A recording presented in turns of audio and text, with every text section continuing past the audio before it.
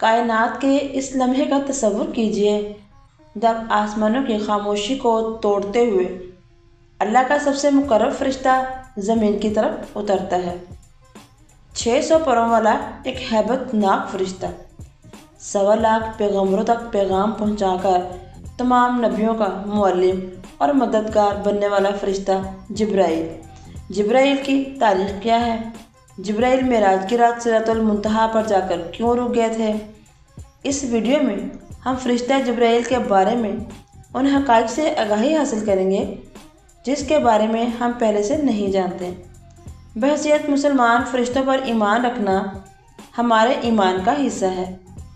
ہر مسلمان اقرار کرتا ہے کہ وہ ایمان لایا اللہ پر، اس کے فرشتوں پر اور کتابوں پر اور اس کے رسولوں پر اور قیامت کے دن دوبارہ جی اٹھنے پر۔ اسلام میں فرشتے آسمانوں پر رہنے والی برگزیدہ اور بابرکت ایسی مخلوق ہیں جو خطا سے پاک اور معصوم ہیں۔ ان کی پیدائش انسانوں سے پہلے ہوئی۔ اللہ نے ان کی تخلیق نور سے کی ہے۔ وہ اللہ کی حمد و ثنا بیان کرتے ہیں اور اس کی طرف سے عائد مختلف ذمہ داریوں پر مامور ہیں۔ اللہ تعالیٰ کا پیغام انسانوں تک پہنچانا ان کے ذمہ ہے۔ انہی فرشتوں میں 4 فرشتے بہت اہم ہیں۔ ان فرشتوں میں حضرت جبرائیل علیہ السلام فرشتوں کے سردار ہیں اور سب سے برتر ہیں۔ فرشتوں کے 12 قبائل ہیں۔ ہر قبائل میں فرشتوں کی تعداد زمین کے ذرات کے برابر ہے۔ عرش الہی کے 6 لاکھ پردے ہیں جن کے ارد گرد فرشتے ہمیشہ گھومتے رہتے ہیں۔ ہر پردے کے گرد اتنے فرشتے ہیں جتنے دریا میں قطرے۔ بہرحال ان کی صحیح تعداد کا علم تو صرف اللہ ہی کو ہے۔ جبرائیل علیہ السلام کو اللہ کے دربار میں سب سے زیادہ قرب حاصل ہے۔ جبرائیل کے معنی عبداللہ یعنی اللہ کا بندہ، میکائیل کے معنی عبید اللہ اور اسرائیل کے معنی عبد الرحمن ہیں۔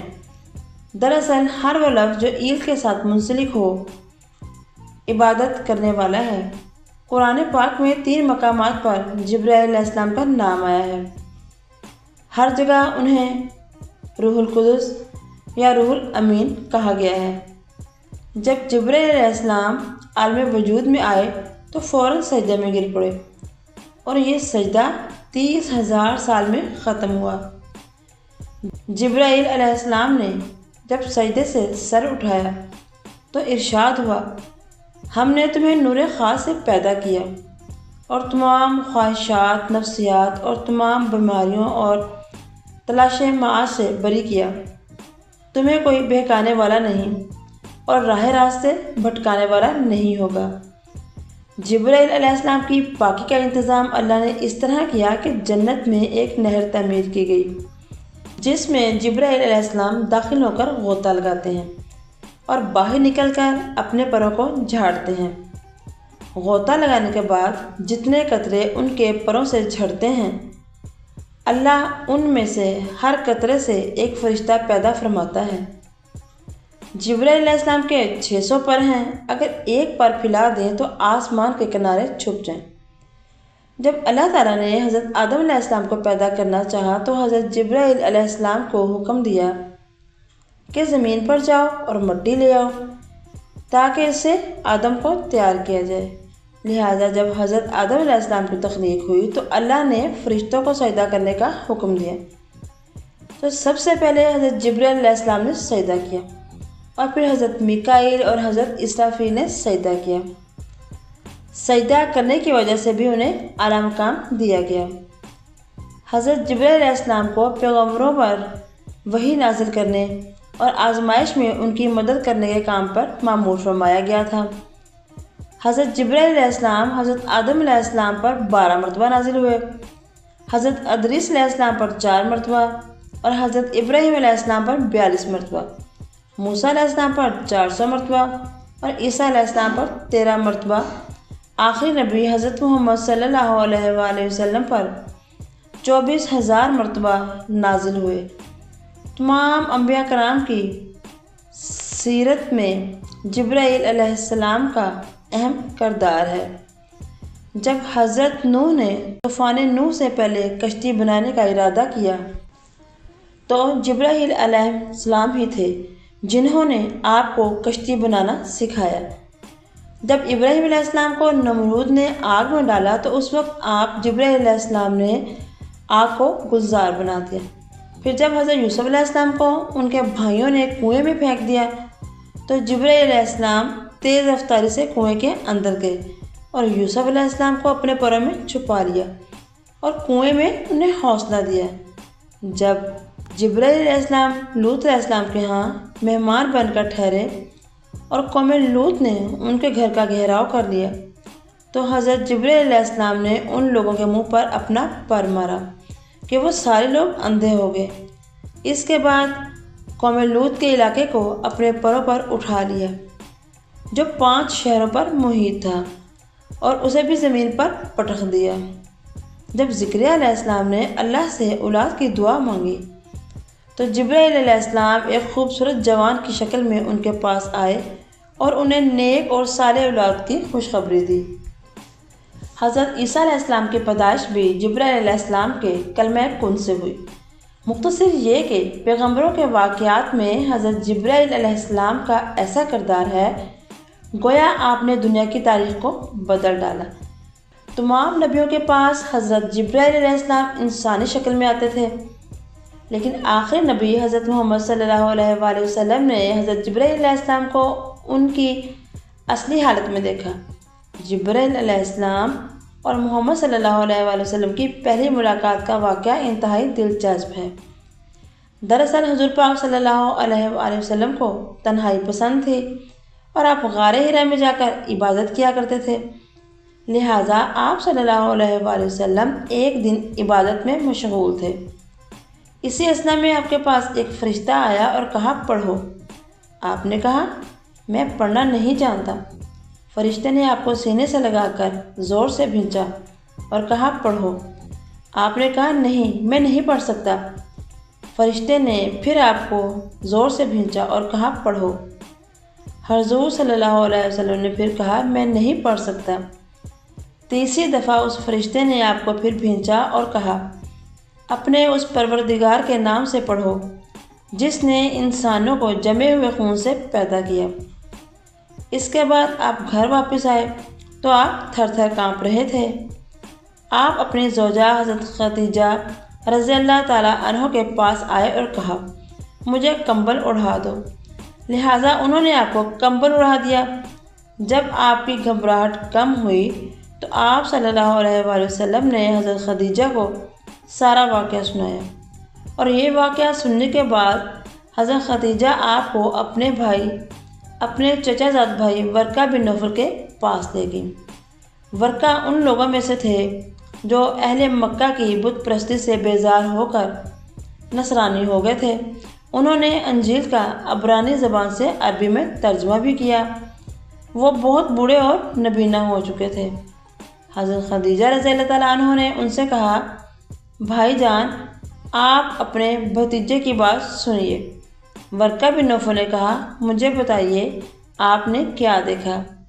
آپ صلی اللہ علیہ وآلہ وسلم نے غار حرا کا پورا واقعہ سنایا۔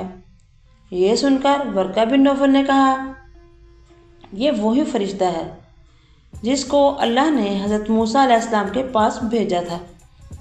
پھر ورقہ بن نوفل کہنے لگے کاش میں آپ کے تبلیغ اسلام کے زمانے میں تندرست اور جوان ہوتا، کاش میں اس وقت تک زندہ رہتا جب آپ کی قوم آپ کو مکہ سے نکالے گی۔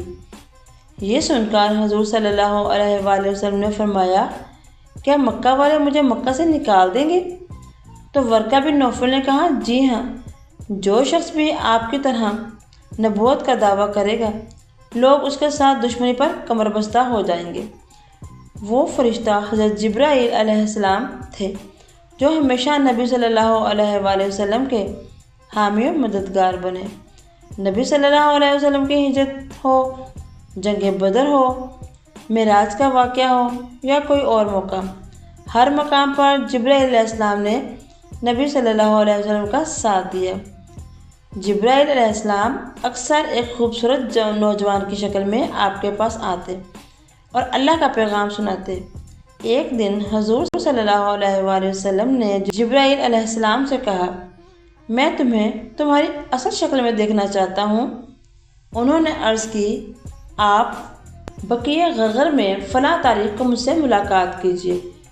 چنانچہ آپ مقررہ دن وہاں تشریف لے گئے تو حضرت جبرائیل علیہ السلام نے اپنے پروں میں سے ایک پر پھیلا دیا، جس سے آسمان کا افق چھپ گیا، یہاں تک کہ آسمان کی کوئی چیز بھی نظر نہ آتی تھی۔ ایک روایت کے مطابق ایک دفعہ نبی صلی اللہ علیہ وآلہ وسلم نے حضرت جبرائیل علیہ السلام سے پوچھا کہ اے جبرائیل، ذرا یہ تو بتائیے کہ آپ کی عمر کتنی ہے؟ تو جبرائیل علیہ السلام نے آپ کو جواب دیا، یا رسول اللہ، مجھے اپنی عمر کا صحیح علم تو نہیں، لیکن اتنا یاد ہے کہ ساری کائنات کے پیدا ہونے سے پہلے اللہ کے حجابات میں سے چوتھے پردے میں ایک ستارہ چمکا کرتا تھا، اور وہ ستارہ 70,000 سال کے بعد ایک مرتبہ چمکتا تھا، اور میں نے وہ ستارہ اپنی زندگی میں 72,000 مرتبہ دیکھا ہے۔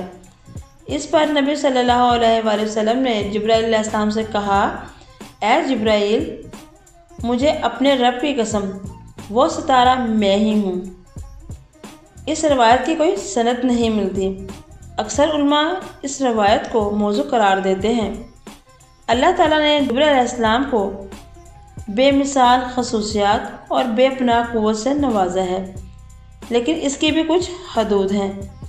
لہذا معراج کی رات جب نبی صلی اللہ علیہ وآلہ وسلم سدرۃ المنتہا تک پہنچے تو حضرت جبرائیل وہیں رک گئے اور عرض کی، یا رسول اللہ، میں یہاں سے آگے نہیں جا سکتا۔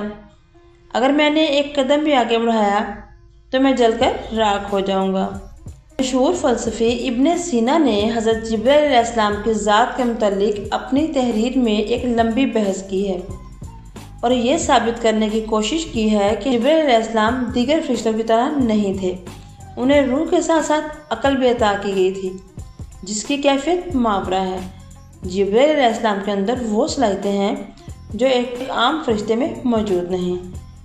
ساتھیوں، اس ویڈیو میں ہمیں یہ پتہ چلتا ہے کہ طاقت ہو مگر عاجزی کے ساتھ، قرب ہو مگر اطاعت کے ساتھ۔ اگر ایک فرشتہ اللہ کے حکم کے آگے جھک سکتا ہے تو ہم انسان کیوں نہیں؟ اللہ ہمیں حضرت جبرائیل علیہ السلام کی اطاعت، پاکیزگی اور وفاداری سے کچھ سیکھنے کی توفیق دے۔ آمین یا رب العالمین۔